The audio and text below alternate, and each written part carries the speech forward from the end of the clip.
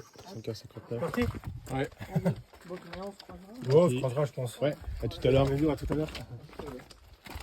On va essayer.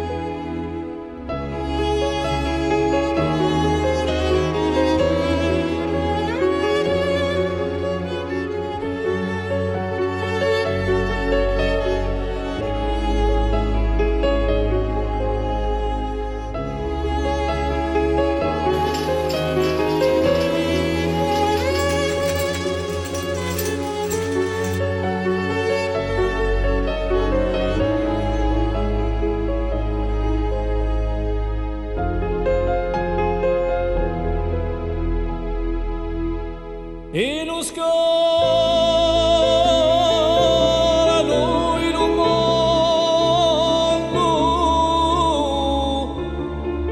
che un laguccio tenerezza non mi occorre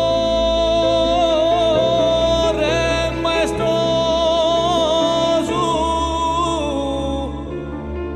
e balsama di vorrei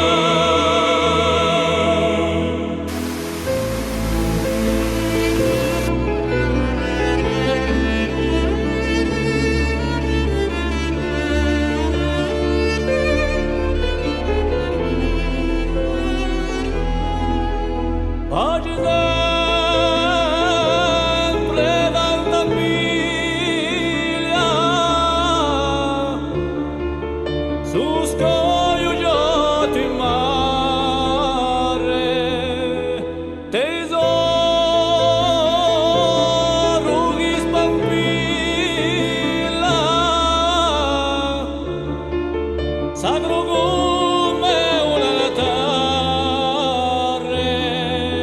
Calvadola cieco magnella, generosa e accogliente, Signore te si rivela. Somos expresas oriente. Alors, première étape aujourd'hui. Estimé 10 km 5. On en a fait 12 et quelques pour 1400 de dénivelé. On a perdu beaucoup d'eau de notre corps parce qu'il faisait très chaud. On a vécu notre premier passage délicat avec des chaînes. Ça montait beaucoup. Après, l'étape était estimée à 6h30. On a mis 4h45. Donc c'est pas mal. Et voilà. Maintenant on est au refuge. On est arrivé tôt en fait. On est arrivé à 11h moins quart. Voilà. Alors aujourd'hui, sur l'étape 2, première étape alpine, réputée comme l'une des 3 plus dures du GR. Elle était dure. Elle était vertigineuse, mais des paysages de ouf. Et on est arrivé au chalet, au refuge de Caozou, un peu fatigué, un peu marqué, mais on va bien se reposer. On a mis de la crème, on va bien se reposer. Après une soupe aux lentilles et des pâtes à la tomate. Comme hier soir. Comme hier soir, des pâtes à la tomate. Aujourd'hui, donc on est dimanche à ce qui paraît. Et ben une étape super jolie. On a vu des mouflons, on a vu des lacs et de très beaux dénivelés pour monter, pas de soucis, mais pour descendre, encore la galère. Donc les côtes, ça va, et les descentes, c'est insupportable. Elles durent trop longtemps. Donc voilà, mais bon, on est content quand même, pourvu que ça dure, parce qu'on a mal partout en fait. Voilà, les petits bobos arrivent. Bon, fin de la 4e étape, réputée pour être l'une des plus dures. Et ben c'est très bien passé. Une très longue montée, mais on a bien digéré. 4 heures de montée. Pour arriver au pied du Monte Cinto, on est monté à 2600 mètres. Et puis on n'a pas fait le crochet pour le Monte Cinto. Et une descente de un peu plus de 3 heures, 3h20, 3h30, roulante au début et technique sur la fin pour arriver à un refuge assez sympa et avec une vue sympathique sur la montagne depuis notre tente. Voilà. Demain, une autre affaire. Alors, journée 5, on est parti de Tijetu et nous avons monté une grande montagne encore en plein soleil cette fois-ci parce que d'habitude on est à l'ombre. Et voilà, après on est allé jusqu'à une bergerie, c'était super sympa, c'était roulant. Et en redescendant, on a longé la rivière et là on a comment dirais-je, on a trouvé une mare pour se baigner, une petite piscine pour nous tout seuls. Oh. Et voilà, donc après on est redescendu et il faisait très chaud, on était dans la forêt, là c'était vraiment dur. Mais le positif à l'arrivée, c'est un restaurant, une tente large, un gros matelas chacun et un oreiller. C'était nickel. Bon après, les gens ont commencé à partir à 2h30, donc depuis 2h30, on est réveillés. Voilà. Allez, ciao. Fin de la 6e journée. On est parti très tôt ce matin parce qu'on s'est réveillé très tôt. On s'est réveillé à 2h30, mais on a décidé de se lever à 4h. Donc on est parti très tôt. On est passé par le joyau, l'un des joyaux de la Corse, le lac de Nino. Et on vient d'arriver au refuge de Mangalou. On a mis 6 heures pour s'y rendre. Et là, on va se dégourdir les jambes dans la bassine. Allez, ciao. Alors, la journée 7. Première partie s'est bien passée. On a vu 2 lacs d'altitude. Après, on s'est arrêté manger. C'était des étapes longues quand même. Ah bah c'était là où on a mis 2h30 pour monter et 4 heures pour descendre. Donc c'était quand même très très long. Et surtout les descentes sont pas agréables.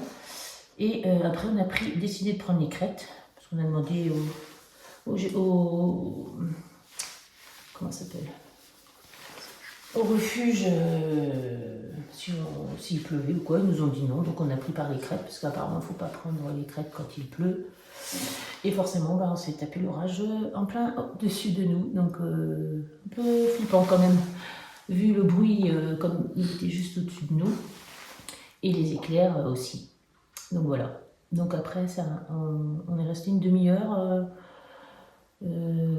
à se protéger comme on pouvait. Et à un moment donné, il y a un monsieur qui est arrivé, un monsieur de 70 ans, un Tchèque, qu'on avait déjà vu sur d'autres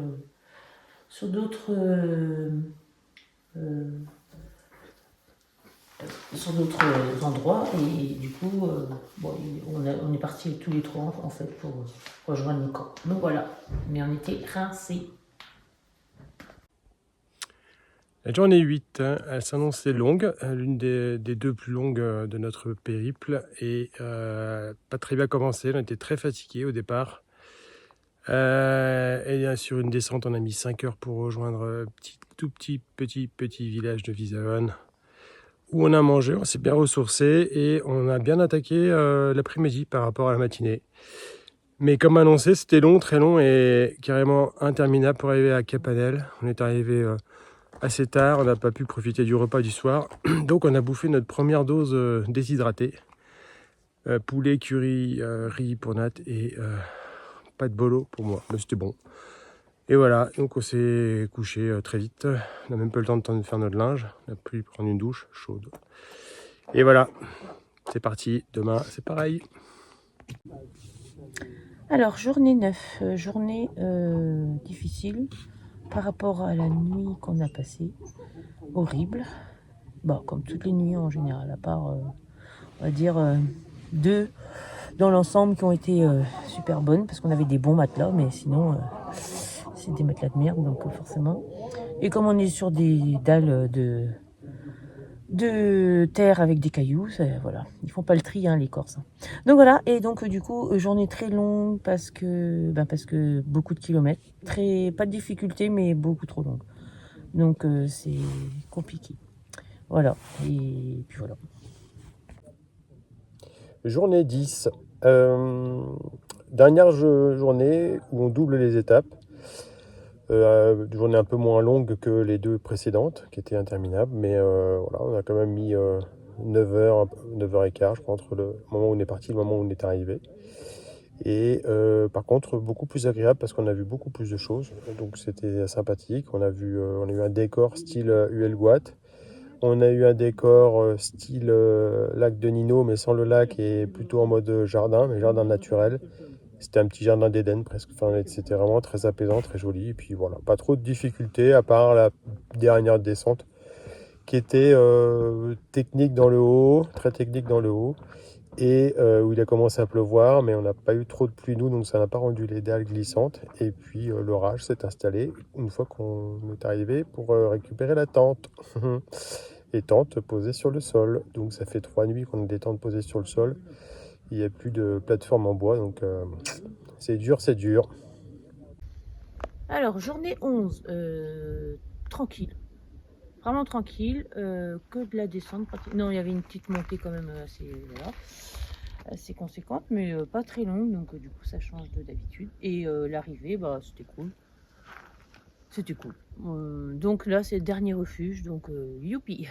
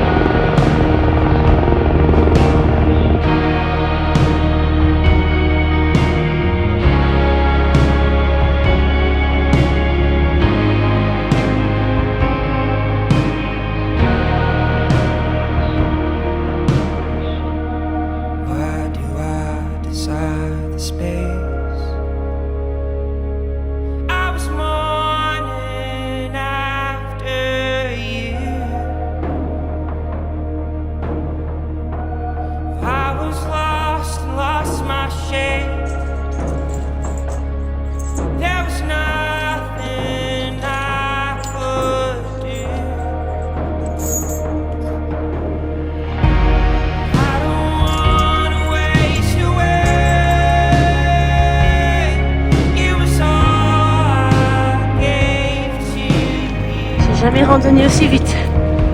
Allez, go.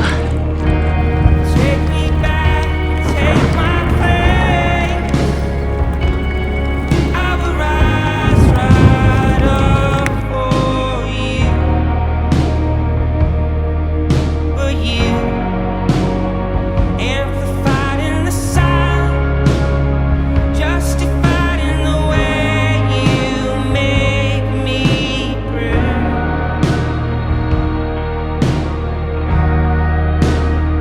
Magnified in the sign, anatomically prove that you don't need me. All the while you waste away, you're asking, did I really need another one to take me down? Everybody knows something that you had to live with it, darling. Nobody's gonna tear you down now.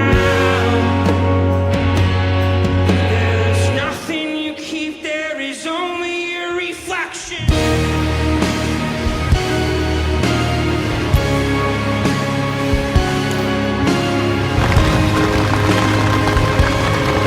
There's nothing you keep, there is only a reflection.